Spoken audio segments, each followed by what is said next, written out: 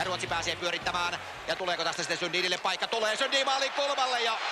Oi herranen aika, miten helposti Ruotsi pääsee johtoon. Rangaistusta vajaa puoli minuuttia jäljellä. Niinimaa uudestaan. Ja Niinimaa levittää jälleen maalin eteen! Ja siellä on! Lauluraiko! 7.31 ja Suomi tasoittaa yhteen. Sitten vaan antaa mennä. Sellainen... Ai, mikä laukaus sai! Teemu vetää yläkulmaan! Ja Salo haroo sieltä, kun värisee verkossa toisen kerran ylivoimalla peräkkäin. Ja Kallio ottaa taitavasti kiekon haltuunsa. Pelaaja! Toppa vetää nolla kulmasta kiekon maaliin! 3-1, katsokaa mistä se menee! 4. rangaistus Ruotsin joukkueelle. Kallio jättää Rintaselle. Rintanen! Ja kova tilanne! Ja uusi paikka tulee! Ja sinne menee! Suomi siirtyy 4-1 johtoon! Koivu saa Täströmin kimppuunsa. Suomen ylivoima pyörii mahtavasti.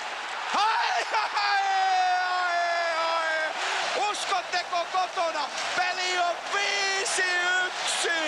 Tätä en ole nähnyt 10 vuoden aikana. Tommi Salo otetaan kesken maalista pois. Ruotsilla on tällä hetkellä kiekkopeitä. Nordström laukoo ja kiekko menee maaliin. Ja tämä se juuri on tämä Ruotsin peli. Peli on 5-2 eli Ruotsi kaventaa. Nummeliin.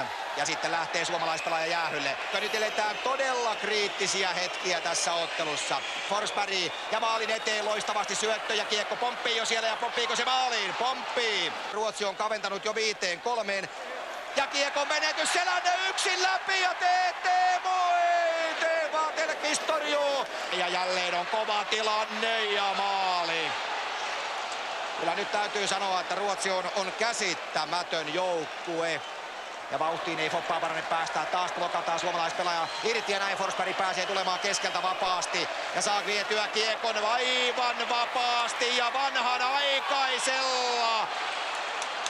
Ei voi olla totta. Ja näin se vain on, että Suomen 5-1 johto on muuttunut 5-5. Ja kiekko tulee viivalle, se tulee Sundinille ja tämän ohjaus. Ja arvatkaapas lipuuko kiekko maaliin.